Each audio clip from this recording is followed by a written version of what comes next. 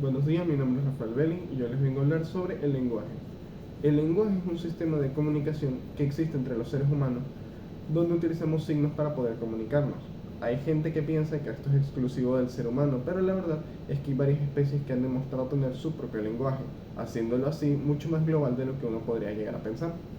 Tenemos, por ejemplo, el lenguaje denotativo, que consiste en trabajar con los hechos o los datos que están confirmados o ya se dan por hecho, solo trabajando con cosas ya afirmadas. Luego tenemos el lenguaje connotativo. Este consiste en un lenguaje mucho más sentimental y emocional.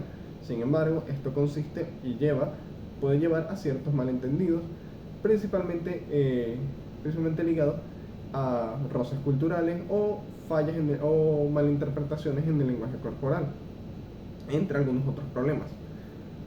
Luego tenemos el lenguaje verbal. Consiste en básicamente todo lo que se puede decir mediante el habla y lo que no se puede decir mediante gestos o signos. Por ejemplo, el antropólogo Albert Mirain ha confirmado que el lenguaje comunicativo, en el lenguaje comunicativo, el habla solo conforma un 7% de todo el sistema de comunicación, mientras que el lenguaje corporal en contraste conforma un 55%. Luego tenemos, por ejemplo, las diferencias culturales.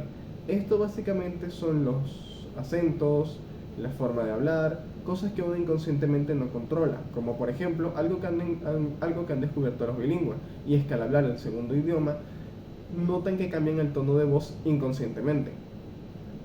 Formalidades del lenguaje. Estas son situaciones en las que se requiere que el lenguaje tenga un uso mucho más planificado, cuidadoso y correcto.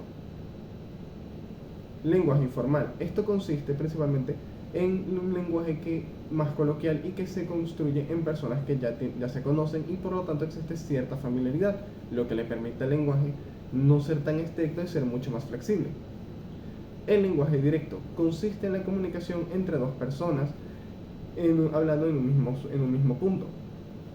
El lenguaje indirecto consiste en reafirmar un punto previamente dicho. En esta ocasión se refiere a afirmar lo previamente mencionado por otra persona. Muchas gracias, eso fue todo.